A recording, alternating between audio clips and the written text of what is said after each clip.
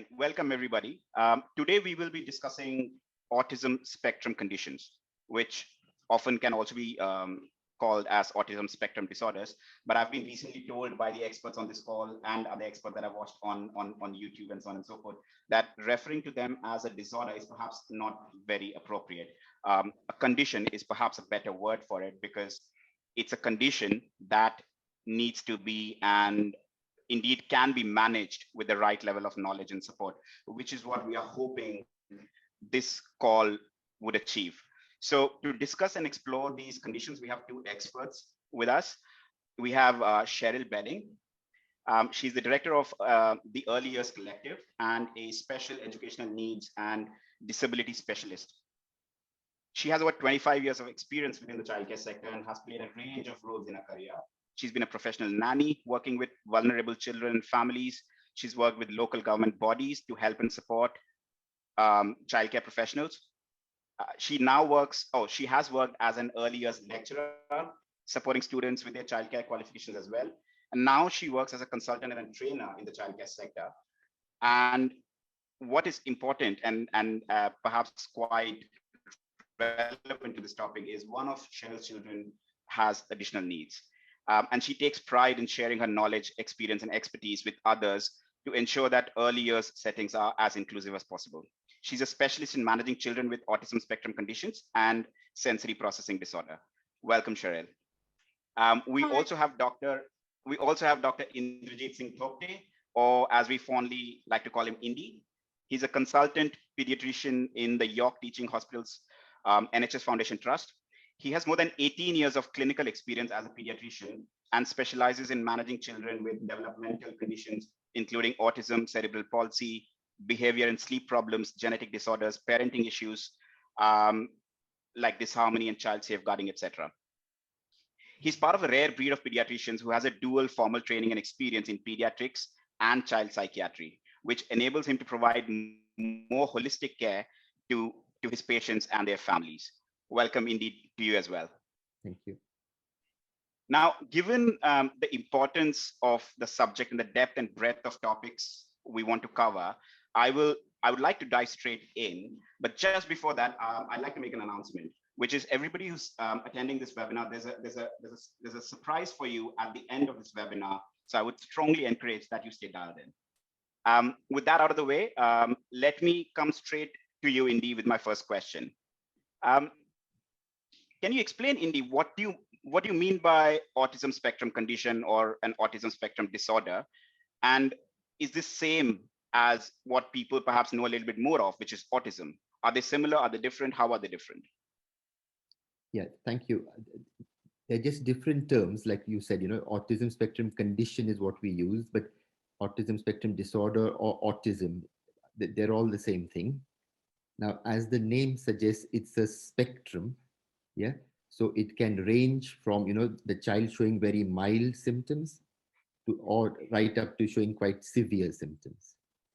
And the basic way to look at it is there are quite a few aspects to it, but the three main things that stand out is if a young child has speech and language delay, and that impacts on their social communication, how they interact with their peers in nursery or primary school. So speech and language delay is social communication disorder. And then they also quite often have ritualistic or obsessive behaviors, some very specific interests, which you would think, why is my child interested in picking up stones from the path as they're walking, or what? Something way beyond what you would normally expect from a child. Mm-hmm. They also quite often have sensory processing disorders. They have issues with certain textures, the way some food feels in their mouth or how things feel. So those are the three kind of main components which would make you think of autism as a possible diagnosis for a child. Right. Thank you so much. And that's been very insightful. But just sticking with you, Indy, and just building on that topic a little bit, could you help us understand what would be perhaps some of the potential causes that lead to these conditions in a child? I think the research is still ongoing, and people are not certain exactly what it is, but it is almost definitely genetic. But there isn't one specific genetic disorder that predisposes you to have autism. Quite often, when we see families and you're taking the history, either the mother or the father might say, "Yeah, even I think I'm a bit odd. I don't. I'm quite socially distanced from people. When I go to a party, I might just prefer to sit on my own." So there is all. Sometimes we see it in siblings. So one child has it, and then sometimes there's the one that comes along. So there is a genetic predisposition. It is commoner in boys. It is not only boys, but it is much commoner in boys than in girls, and that's why it's quite sometimes difficult to diagnose in girls because they might not show the absolute criteria that you're looking for. So I think that the jury is still out as to what exactly it is, but it is genetic. It's not something that you acquire or something that you've done, or something has happened to the mother during her pregnancy or anything like that, which causes it, as far as we know. Yeah. Right. Thank you so much. And that is very helpful, because often, um, you know, children on the spectrum can be seen as being difficult or awkward, or those kind of things. But what I'm hearing is that is just a manifestation of something that might be more deep rooted, more genetic than an active choice that these children are making. So that's very helpful, and I hope everyone who's listening is actually taking notes. Cheryl, now I'll come to you. Um, Now that we understand a little bit, and it's just the tip of the iceberg, but we've understood a little bit about how it can be caused. Um, can you tell us a little bit about some of the early signs that parents can or should watch out for when thinking about this condition? Mm-hmm. Well, as Indy mentioned, it is a spectrum, and it is a very wide spectrum. So there are sort of common early signs that people would kind of associate with autistic spectrum condition, but there are also variations on that as well. So as Indy mentioned, speech and language delay, speech and language concerns, lot of children potentially non-verbal, so the speech that you would have expected children to have at a certain age, sort of 2-3, you'd expect them to start coming up with single words, possibly 2 words when we're asking for something, or they're mummy gone, even those kind of small phrases. We may find that children have more sounds rather than words that are being able to come through, and completely non-verbal. But on the flip side of that, you can also get children who have ASC but are very articulate. My son, for example, was extremely articulate at 2.5. So again, it varies. It really can vary. As Indy said, we can see those obsessive behaviours, those repetition of behaviours, and repetition of just let's say repetition of those rituals, things that they will just do over and over and over again, or things that they have to do in a certain order, for example, or before they do one thing they have to do something else, and you see that pattern emerging. You're thinking, well, hang on a minute, why are they doing that? Why are they obsessing over that behavior? It could also be an obsessive link to something. So it could be that they are completely obsessed about a television show or dinosaurs, and they will know absolutely everything about those dinosaurs. For my son and for some others as well, television programs, they will want to watch every single episode again and again and again. They will want to have every toy that comes with it. There will be that obsession, and I have to watch that television program before I can have my breakfast. But if we're in a rush for that morning, that can then trigger some challenging behaviors because they haven't carried out that ritual. Consistency and routines. And if things sway a little bit and are a little bit unpredictable, we can start to see some challenging behaviours, because they will start to get anxious and concerned that things have changed. quite often when we look at children with autism, we need that, they need that consistency. They need to know what's happening next. So again, if things change, if they're not given any warning that something's going to change, or they have to stop or finish something without warning, that can trigger some issues for them, some challenging issues for them. And as Indy said as well, those sensory issues, we will quite often see children have sensory needs that are either seeking sensory connection, or they will avoid sensory connection. There's research out that suggests that about 80% of people on the autistic spectrum have some kind of sensory processing challenges. So it's quite high up, and quite often within the nurseries that I support, that's one of the first things that they identify, is the children that will either be seeking that sensory input, either, you know, pushing into people or wanting those hugs, or you know, really messy with their food because they need that sensory input, versus those children that will avoid those loud noises or food touching on a plate, or, you know, touch, as Indy mentioned earlier. So there are some signs that people think, well, if they're non-verbal, don't give any eye contact, they must be autistic. They're some of the signs, but there are also other signs too. Right. That's very insightful, and I'm sure a lot of that comes from your expertise, but also from your experience. So there was something that I was reading yesterday, in fact, that younger children, especially you know, the age of between 1 to 2 or 1 to 3, you know, most children would respond very well to peekaboos, and they see that input. But what I was reading was that some children might not respond the same way as other children would, and that might be an early indication of the child being on the spectrum, or potentially being on the spectrum. Is that reasonable to say? Would you like to add to that? I guess, I mean, you know, I don't want people to kind of think that if their child doesn't play just peekaboo, then they're autistic. Yeah. But I guess it's that social connection, and that sort of that understanding, as Indy said earlier, in terms of social communication. We call those early communication skills, and the practice that we have with our early educators is serve and return. So if I say something, the child generally will respond. It could be just with an eye movement, it could be with a sound. I would then respond back to the child would then respond back to me, that serve and return process of that social communication. If we're doing those repeated games and there is a lack of connection, there is a lack of that serve and return, it could be an indicator that child is struggling with understanding social cues and those social responses, and they can be seen quite early, yes. Right. Thank you so much.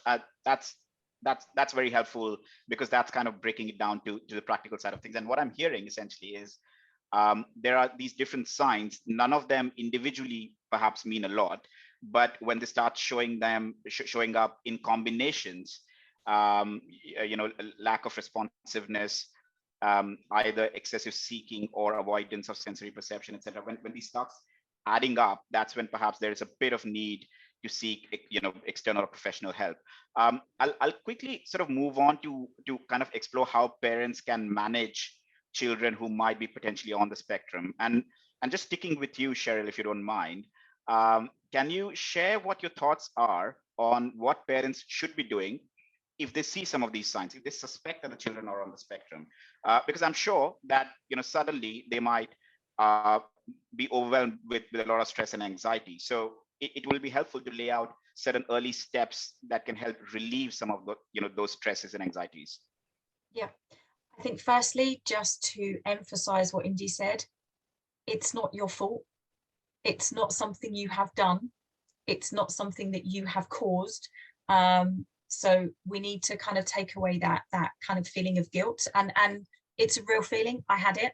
There are lots and lots of emotions that parents go through when they're either concerned or they get that diagnosis. I remember going through guilt, fear, anxiety, bereavement almost for the child that I thought I was going to have, and the ideal, you know, kind of family. And I kind of could see that wasn't going to necessarily take the course that I thought it was going to. So not feeling guilty, making sure that you build that support network around you, and you have people that understand that if you need to leave a party early because your child's not coping, that's okay. If you're going to a posh event and your child really can't wear the clothes that people would expect them to be wearing at that posh event. I remember a discussion with my mother going to a wedding, and my son, it was either he goes in his tracksuit bottoms or he doesn't go. And she was very much, well, he has to wear a proper, wedding outfit. No, he will go, but he will be in the clothes that he's comfortable with so he can enjoy the day. Seek support, have that support network around you. Almost, and it's really hard to say, but almost distance yourself from people that are judgmental and who are kind of almost, it's one of those things that certainly with my son that it's a hidden disability. So we don't necessarily see, if somebody's in a wheelchair, it's very clear. We're not going to force them to walk and get up and because their legs aren't functioning. But because autism is a hidden disability, it's harder to get people's understanding for it. Stay calm as much as you can. I would start to create a diary of when your child is facing particular high levels of anxiety or meltdown. If we can start to identify when they happen, we can see those triggers. And if we can see a pattern to those triggers, we can then potentially put some things in place to either completely eliminate or reduce the impact of that trigger. So, for example, if your child is having a high anxiety or high stress when you go to a public bathroom, for example, and people are putting their hands under the hand dryer, go into the public bathroom, ear defenders, and take some wet wipes or something and some towels for the child to dry when they come out. Eliminate that stress, take away that stress. So all of those kind of things. Find your network and be your child's advocate. You are their voice. Learn as much as you can and fight as hard as you can, but make sure you've got that support network around you. The earlier that you can get support, the earlier that you can get a diagnosis, the earlier the intervention, therefore better the outcomes. So as soon as you can get things in place, the better. Hard when you're going through those emotions of kind of denial almost. But if you can get your head around it and start those interventions early, the better it can be and the easier it can be. Right. Thank you. And I think one of the questions, when the parents are navigating that sort of, those anxious moments or worrisome moments, especially when they suspect that the child might be on the spectrum, but there isn't a clear diagnosis yet. One of the questions that can come to mind is, why is my child doing the same thing over and over again? Why is my child saying the same thing over and over again? You talked about certain triggers. So why does my child get agitated when we go to the shopping mall, for instance, and things like that? So there are a lot of whys that come to mind. Do you recommend sort of just trying to read up and get more information, or do you recommend perhaps seeking professional input right away? Both. But also it's about your child, as Indian and I have both said, that it's such a wide spectrum. And like, we're all human and we're all very, very different humans. Just because you're autistic doesn't mean you're one thing. It's a huge spectrum. So if you can get to know your child's triggers and what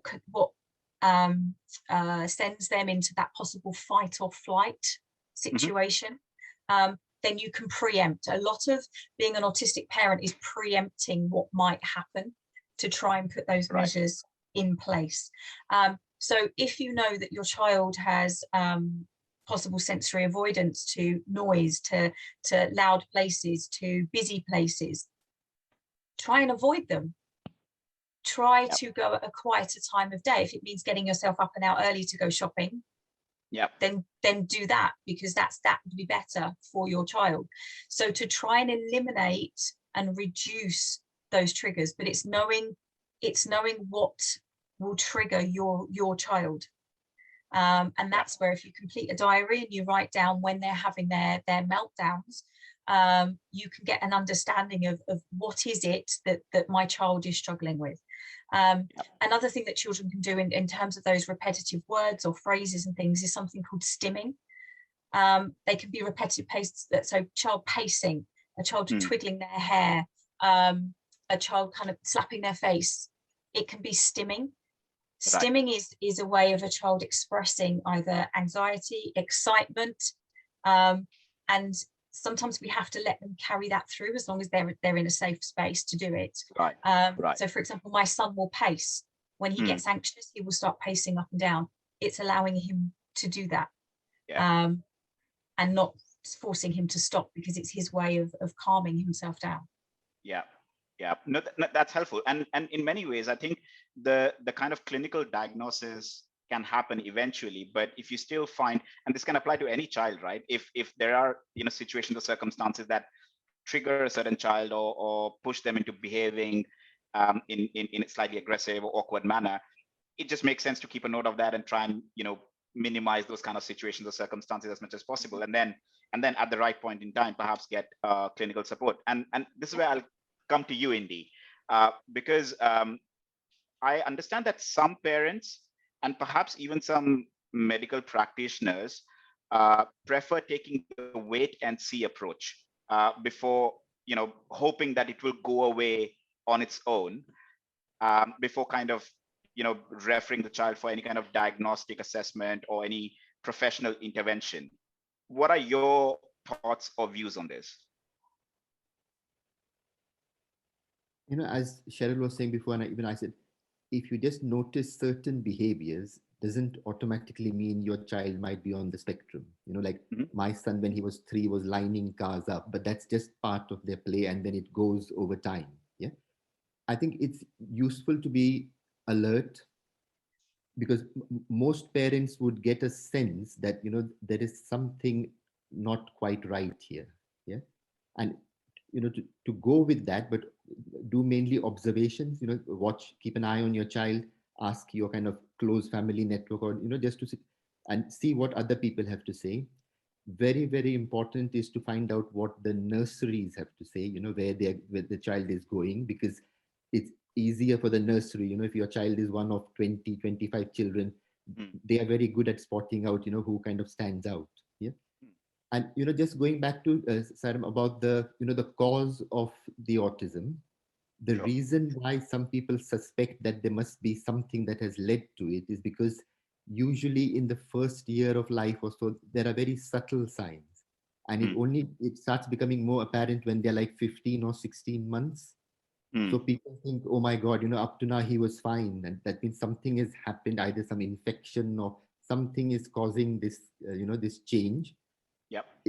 This point is very crucial, that because some children start losing their skills. So they will say he was saying cat and car and this, and then suddenly it's all stopped. So a regression in speech on its own would probably suggest likely autism. But very important to see that the other skills are not regressing, like the vision is being affected, or they can't climb upstairs as they could do before, because that would suggest a more serious underlying, like a neurodegenerative condition, which is very, very rare. Right. So if it's regression of speech and language, that would make you think this might be autism. Yeah. One of the things that they do in the first year of life is responding to name by the time they're about, usually by 8 months of age. And if you realize that the eye contact is not great, the response to name, they're not responding consistently. Also important is, there are quite a lot of expressive speech delay is quite common, but that is only about what the child says. If they are understanding what is being said to them, and more importantly, if they can get their needs met. So if there is a beaker of juice on the table, the child might not be able to say juice, but at least they will point to it so that the parent knows what they want. So even without speech, if you can get your needs met, then maybe it's just an expressive speech delay, which will get better over time. Right. Also important to get the hearing assessed. You need to make sure your child is hearing properly, otherwise the speech delay might be due to that. Yeah. And similarly, if you see, it's quite easy to understand when you think of it. If you've got speech delay, then you find it difficult to communicate with your peers. You want to, but you can't because you can't say what you want, come, let's play with this car or whatever. Yeah. And Yeah. because you can't, it then makes you anxious, and that makes you have some behavior. So it can look like autism, but it's not autism. It's isolated speech and language delay. So you have to follow this through. You have to get advice. You read things. Don't read too much on the internet. Mm-hmm. Probably the National Autistic Society from in the UK, they've got a website which Mm-hmm. gives very, very clear information. If you read 10 everything that you read about, one of the things it says it might cause death or whatever, if you keep reading this, Sure. that. So just read one or two good articles and stick with Mm-hmm. that and Mm-hmm. get the help, and make sure you get the support from your family, the nursery, and friends. And Right. not to be in denial. Sometimes I see parents come to me and I can see the child in my consulting room, and you can think, I think this child has autism, but Mm-hmm. the parents might play it down, not because they don't want you to diagnose it, but because they're hoping against hope that that's not what they've got. So it's best to be honest, tell them exactly what you've observed, and then leave it in their hands, because then there Mm-hmm. is a team of people who can assess in more detail. Right. No, that's massively helpful, and given your clinical experience, I think that would be very useful for everyone on the call as well. Just building on that, you talked about parents sometimes being in denial. Indeed, is it possible that children on the spectrum, especially slightly grown-up children, might try and hide some of their behaviors or tendencies just so that they can start fitting into the crowd? Is that possible? That they consciously try and fit in, and Yeah. therefore are fighting their tendencies to react and behave in a certain way. you know like we've been saying, it's a spectrum. Mm-hmm. So when it's mild, you might still manage to fit in. Mm-hmm. The other thing is, I'm sure people have heard of ADHD as well. So Sure. autism and ADHD are what we call as pervasive developmental disorders, which mean Mm-hmm. they are seen across the board. So you can't have Mm-hmm. autism at home and not have it in nursery or on the playground. If you Sure. have it, Sure. you have it. Yeah. Children learn very well. So as they get older, with the support of education and the parents and everybody else, they Mm-hmm. can learn some of it. But it to an extent, it depends on how significantly they've been affected. So some things they can. It's interesting. One of the signs that I used to hear of all the time. It's less so in the very young children, but most children get invited to birthday parties, like in their when they start school, and initially everybody gets invited, but by the time you go to year 3, year 4, then people just start calling their friends, Yeah. and then you realize your child is getting excluded because nobody is inviting them to the birthday parties, because they know there can be quite a lot of chaos if they invite so and so. So Yeah. so there are many things that the child can learn and they can be taught, but like I say, it depends on how severe the condition is. Mm. Okay. Thank you. And Cheryl, would you like to add something to that? Just, it takes me back to being a parent of a child in year 3 who didn't get invited to all of the parties.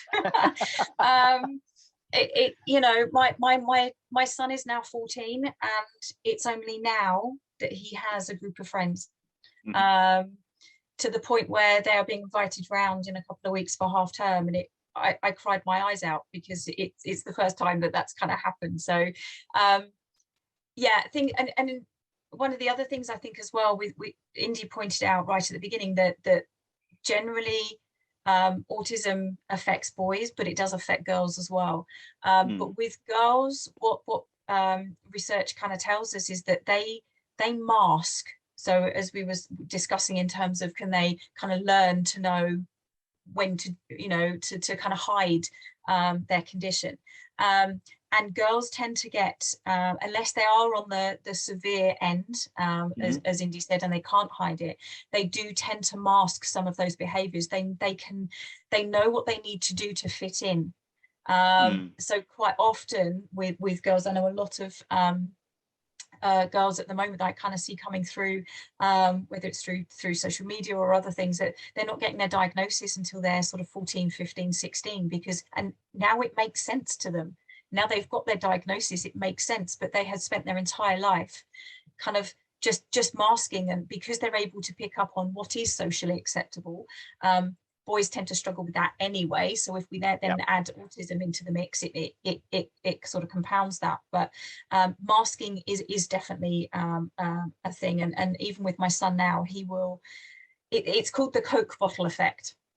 Yeah. So children will quite often, if you imagine a bottle of Coke and you imagine that bottle of Coke being shaken up all day, so they kind of contain their anxiety, they contain their stress, they contain the stimming maybe, because they don't want to be seen as different around their peers, but that bottle is being shaken up throughout the day.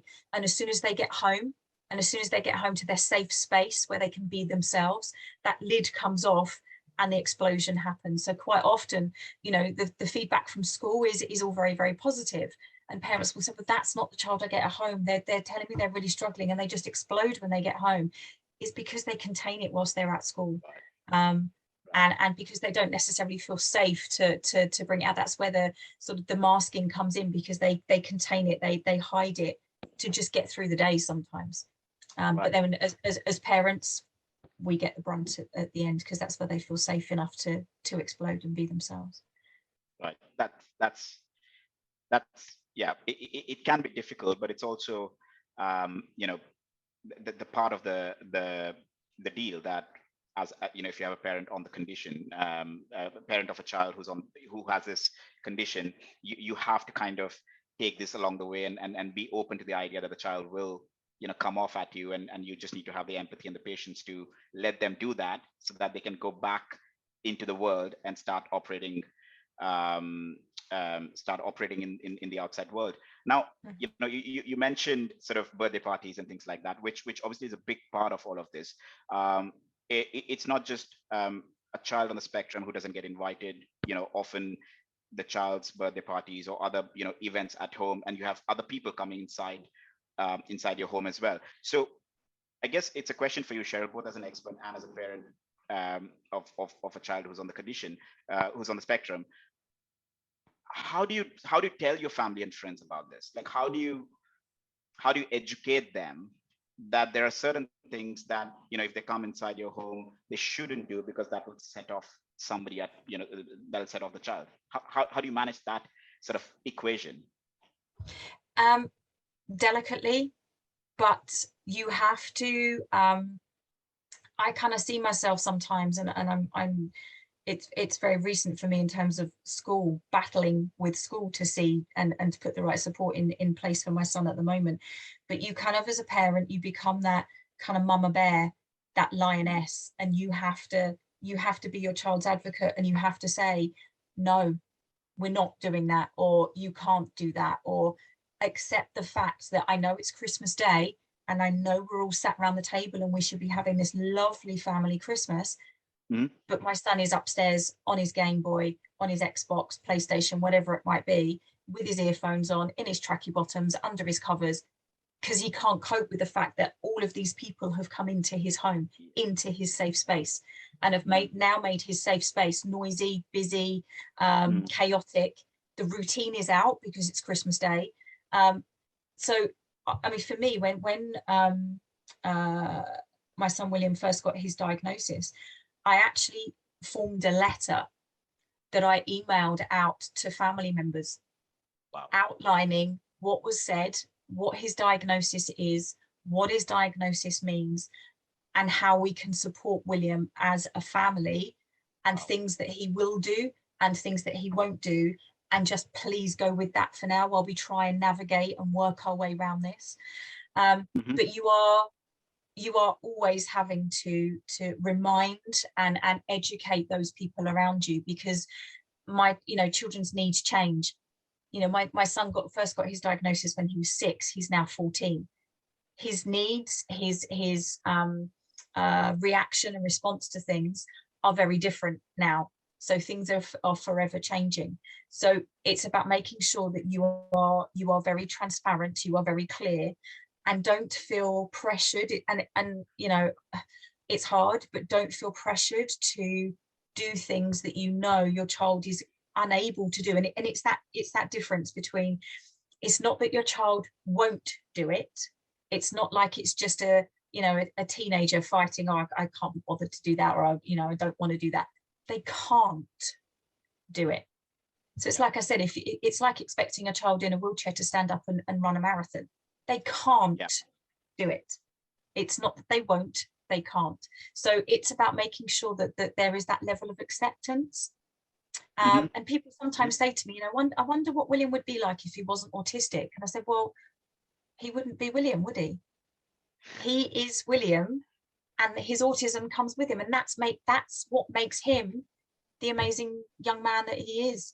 And there has to be that level of acceptance. And there are those family and members and friends that unfortunately we don't see as often anymore, and we haven't over the years, because William either hasn't felt safe in their company, or they just are quite judgmental. And we've kind of had to kind of say no, and you have to find that strength, which is why if you can create that network of support around you, that's the best way to do it. What I'm hearing is all of this can be quite tricky. But what you're saying is making sense, at least for me, because what you're saying is it's a bit like courses for horses, or horses for courses. That's the right phrase. Sorry. Because you know your people best, you know your friends, you know your family. If they respond well to an email approach that you talked about, then that's what you want to take. If it take us sitting down and explaining to them, then that's the approach that you might want to take. But the important thing for me, it was just a case of getting the same message out to everybody at the same time, and then we had those conversations. I just kind of needed for everybody to hear the same message initially, so that was how it started, and then obviously it's evolved from there. No, and that makes sense. And I guess I think the important thing in all of this is that there needs to be tremendous amount of empathy in everybody that is involved. Empathy for the child who's dealing with a condition and trying to fit in and do as well as they can, and empathy for everyone else, the parent who's trying to, you know, as you say, be the mama bear and protect the child from the entire world, and so on and so forth. But also for others who have perhaps not been exposed to this condition and therefore lack awareness and knowledge and understanding. It just requires so much empathy by everyone around that child. And just saying all of this makes me feel tired. So I think, you know, experiencing that can be quite tiresome, and it, you know, it can drain a lot of energy and patience and strength out of parents. So I guess this is a question to both of you. How can parents manage their own well-being through all of this? And I'm looking for something a bit more deeper and direct than just the standard dose of meditation and yoga and, you know, eat well and sleep well and exercise. There's no time for exercise. and to be honest, with a child who has sensory processing, and then one of those issues is food, it tends to be a lot of beige chicken nuggets and chips in my house. So limited on diet. But for me, it's just building your network of support and have great people around you. Time on your own doesn't happen very often. For me, quite in the early stages, it was me that kind of was the one person that William felt safe enough to explode in front of. So I needed to create my own bulletproof vest almost. For me, it's about celebrating those small wins. So when you see your child do something for the first time that other children would have done possibly 5-6 years ago, that you celebrate those small wins. Over lockdown, my son for the first time put a sausage and a baked bean on the same fork and ate them at the same time. That's huge. That's massive. Which sounds ridiculous, absolutely ridiculous, but you celebrate those small wins, and you follow the path and the journey of your child, and you celebrate their achievements. They might be a couple of years behind, they might be 6 months behind their peers, but you celebrate those achievements. Surround yourself with people like you that you can have a cry with, and you can have a laugh with at the fact that, you know, you had an old lady in the supermarket tell you that you can't control your child, and why can't you discipline your child? Have a, you know, have those people around you that you can kind of let off steam and kind of say how frustrated you are, and just have a giggle. Try and take time for yourself. You know, yes, read up, yes, don't become a Google doctor, but read, find out more, but also make sure that you are reading other things that aren't about autism, and you don't forget you. And that's taken me a long time to get to. A long time to get to. I, you know, for years and years and years, I was known as William's mum. William's mum, the autistic mum.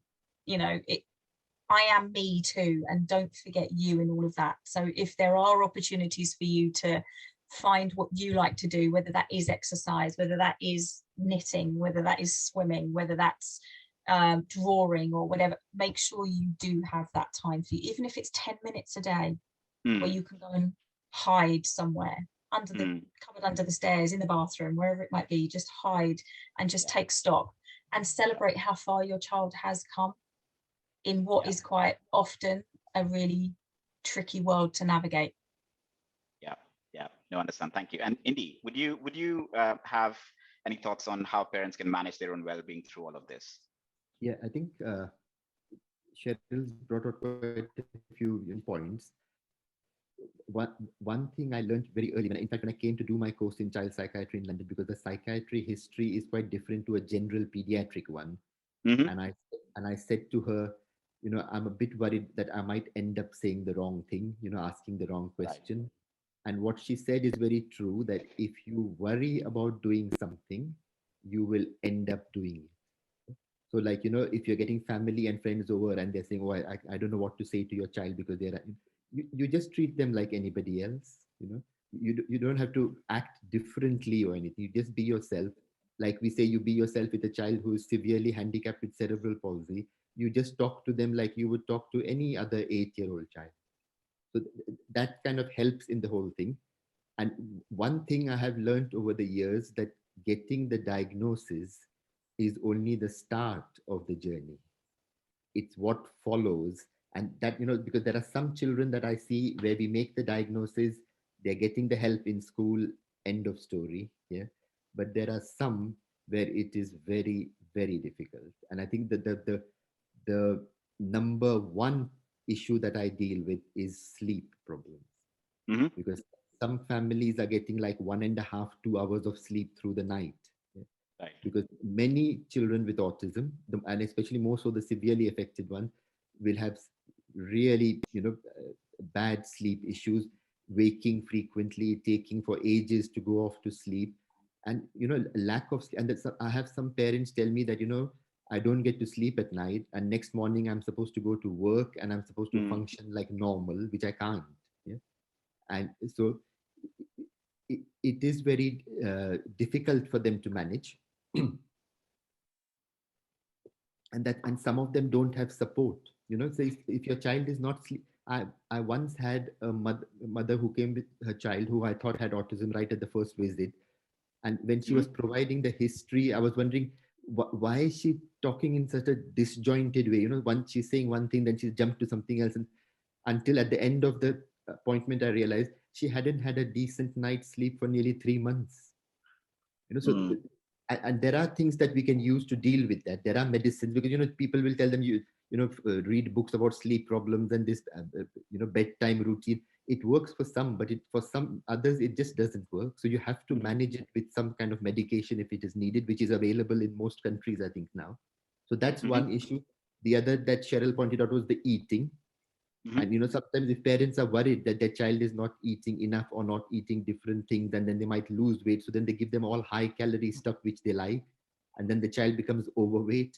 And then that becomes an issue as well.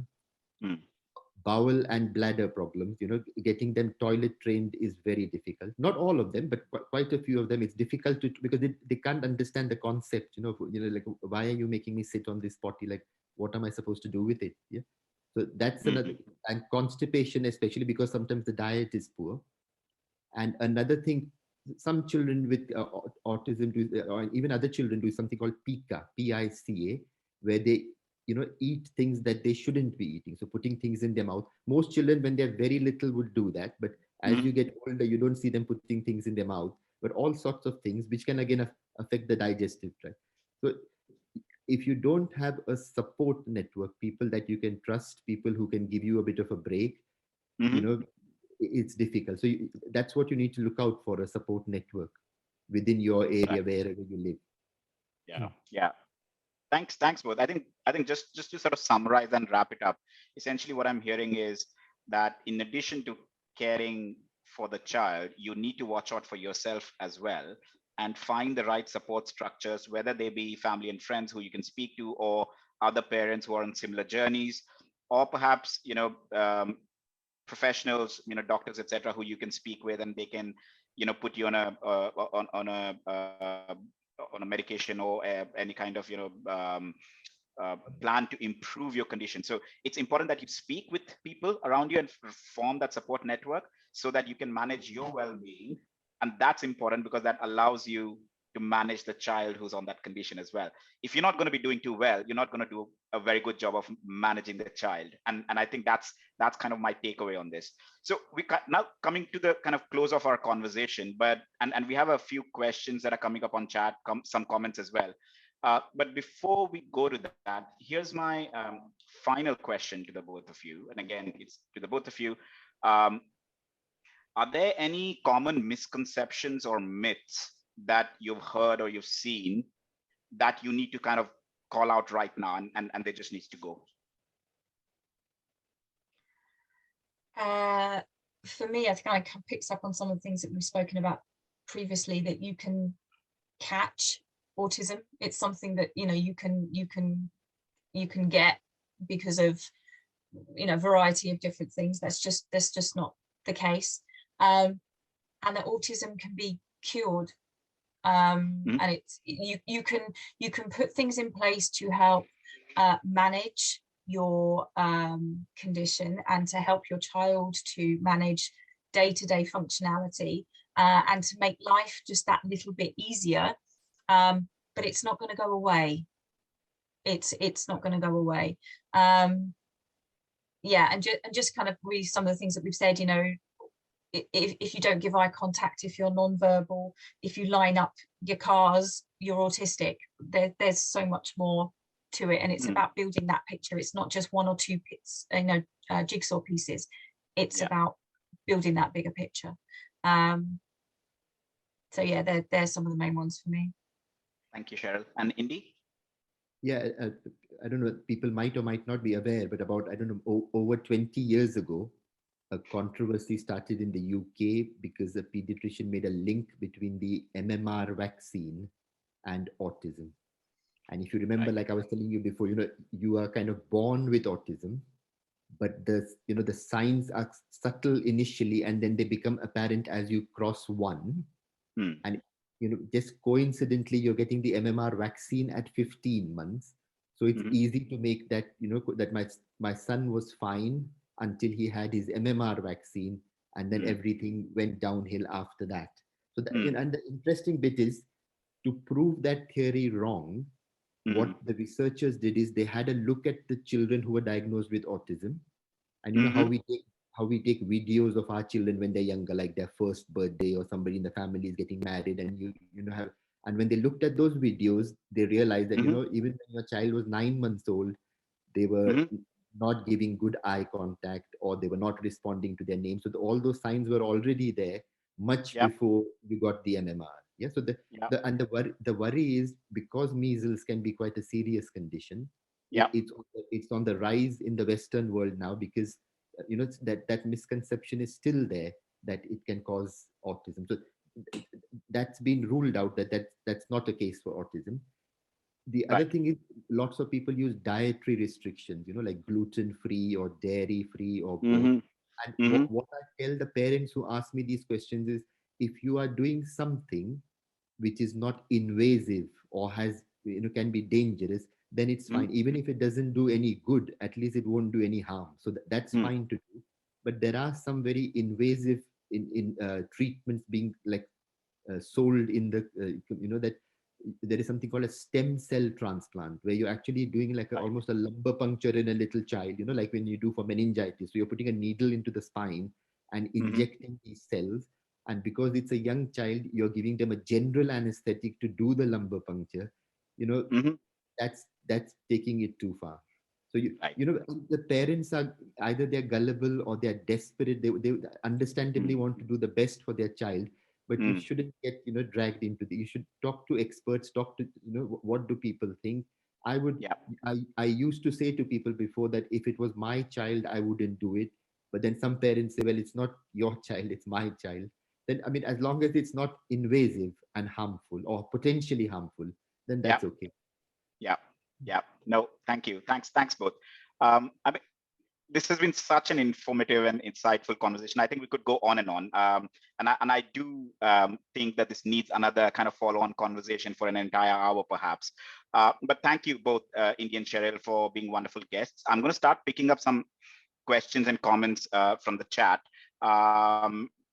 Now, we have one question, which is, for children who have perhaps have a mild autism condition, can we expect such children to slowly learn to cope with their own condition and start um, sort of almost integrating with the outside world without any external or professional intervention? Is that possible at all? Yes, Yes. because like we said, while I'm sure people on in their day-to-day life, either at work or outside, you meet somebody and you think this person is a bit odd. Why did they say what they said? Did they not realize that I would have felt bad? Mm, Like the mm, classic example is a young, I don't know, 6, 7-year-old child sitting with their mother on the bus, and mm, somebody comes and sits next to them and they say quite loudly, "This man is fat." So right. they don't realize that if this that man might be upset. So and there are people doing all sorts of jobs, they hold their jobs, but their peers and their colleagues just know that they're a bit odd, but you know Mm, many people are odd in different ways. So yeah. you can perfectly go through life without there are people who've never had a diagnosis. I've had parents who say, oh, now I realize that I'm quite a bit like my son, but I Yeah. never realized that this was a could be an issue like this. Right. Mhm. Thank you. Cheryl, would you like to add something Yeah, to that? I mean, my son is one of them. Um, Right. he would be considered on the milder end of the spectrum. Mm, He's at school, like I say, he's now developing friendships. mm, He takes himself to school, he walks to school, he walks back from school. He needs some assistance from us at home with understanding social situations still, and quite often we see people on the autistic spectrum have poor executive function, and one of those things around executive function is organizational skills. mm, So he needs to have a lot of help to go through what books he needs for the day to go to school, mm, what he needs when, and when he needs to take it and what he needs to take. But in terms of input from outside agencies, he gets a little bit of support at school. There is yep. a plan in place to support him at school, but there are no other professionals involved. Right. What the future holds for William, I don't know, but what does the Mm, future hold for any of us and any of our children? Who yeah. knows? Yes. But just thinking about, I mean, his name escapes me, but the American guy that recently had the first rocket that took members of the public into space. Elon Musk. Um, Elon Musk. Yep. He's autistic, Right. Yep. Yep. Yep. There and you go. there are lots and lots of celebrities that you can see, just kind of highlighting celebrities who are doing okay, Yeah. Yeah. and you can do okay Yeah. Yep. with an autism diagnosis. Yeah, some people say that even Bill Gates shows some tendencies Yeah, of being on the spectrum, but obviously yeah, unverified. So who knows? This another question, and I think Cheryl, you briefly touched upon it. So perhaps I'll start with you. This is a question from a parent who says, can a kid with autism spectrum conditions cope with normal schools, or do they necessarily need to go to a special school, for instance? yeah. Again, it depends where you are on the spectrum. There are children who are nonverbal, who have a high need, and would need a specific school with specialist provision. Quite often here in the UK, there are a lot of schools now that have a separate autism, what they call an autism base.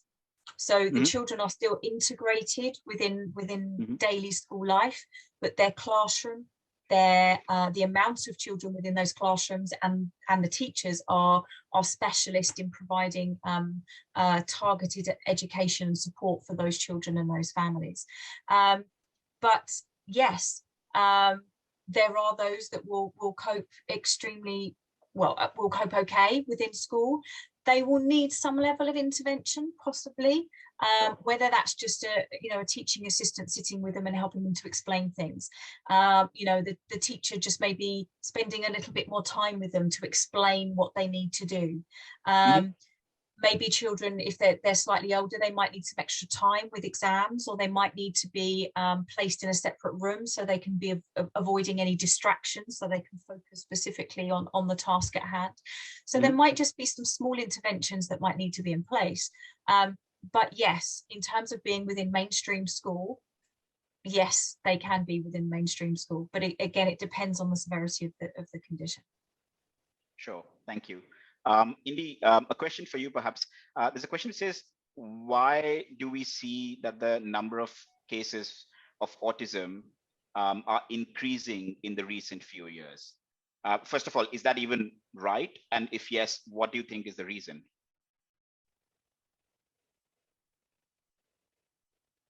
Yeah, it's an interesting one, because even it makes you feel like that, because I do a clinic I do 1 or 2 clinics a week to see children with developmental issues, and previously we used to see cerebral palsy and other dyspraxia, but nowadays it is just autism.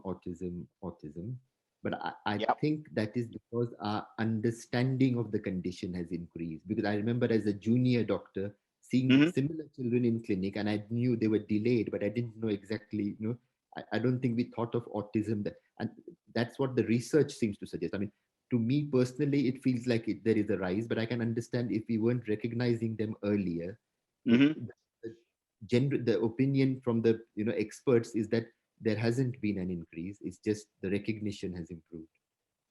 Right. So better diagnosis has led to more acknowledgement, understanding. Fair enough. You have a team of it's not just a pediatrician or a child psychiatrist. You have speech therapy, you might have psychologists, education, all get together to make that. And I think that's how you pick it up. It's not usually a diagnosis you make on your own. Everybody got their bit to contribute. No, thank you. And this is a question perhaps again for you, Indy. There's a question which is probably a bit technical, and there's a strong medical angle to it as well, which is at what point in time would a child on the spectrum definitely need a diagnosis? Like, is there a tipping line or tipping point where you say, right, so far we were able to manage on our own or through some normal social support, but now things are slightly become tricky, and therefore we need external intervention? Is there a point in time? Yeah, it's interesting, because I think Cheryl made a mention of it slightly differently to this. The way we break the news to parents is, today your child has got a diagnosis of autism, but your child today is no different from your child yesterday. Yesterday, last night when you put them to bed, and now today morning you've got the diagnosis. It's a label, but that it hasn't changed your child in any way. I think the thing that I can see is the importance of the diagnosis is to make sure your child gets the help that they need, and then they achieve to their full potential. So if anything is hampering that they are not able to achieve their full potential, and their needs are not being met, then having a diagnosis will help. And then depending on which part of the world you live in, if like in the UK, if you have a diagnosis and you have needs, then you get a support plan in your school. So there are things that will fall into place, but they fall into place for other children who don't have it. We know they have that. It's the difficult, it's the support that you need. It's not the support for the diagnosis. There are some children I see, we make a diagnosis and off they go, and I never see them again with autism. And there are some who I see till they are teenagers. Right. Okay. And Cheryl, from your personal experience, at what point in time did you decide that, I need to get a formal or a proper medical diagnosis done? Um, for me, I started to sort of take note of William's struggles when he was in nursery. So as Indy said, when those times when we would expect children to be moving from parallel play, when they play just alongside their peers, to being a little bit more involved in the play together, and sort of working together on through problem solving or joint activities, making those friendships, making those connections with other children, seeking out their peers in the playground to go and play the game with them. That wasn't happening. In those early, that first sort of reception year at school, again, going to all the parties because the whole class gets invited.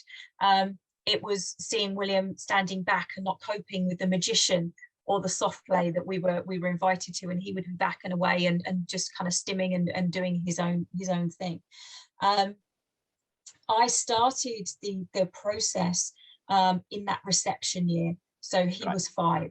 So for me, it was a case of, I'm now coming away from, oh, it's just William, I think he's on the spectrum somewhere, probably, to I think he is showing clear signs that he is on the spectrum. And I felt that a diagnosis would enable us to get the support that he needed in school, because at that point he was starting to struggle in school.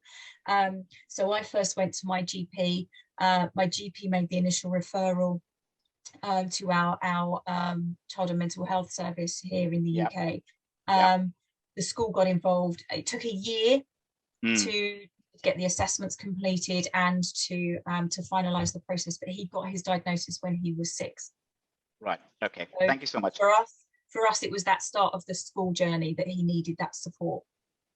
Right. No, thank you. We've gone 2 minutes over, so apologies. I'm going to try and wrap it up very, very quickly. Time for my announcement now. At Newsport, we're going to launch a parenting e-learning course for new and soon-to-be parents. And this is something that you can buy for yourself or gift it in your network. It's been curated by 2 international child development experts, Jan Dubil and Beth Harris. You can find out more about them on our website. The course will be launched early March, but here's a surprise.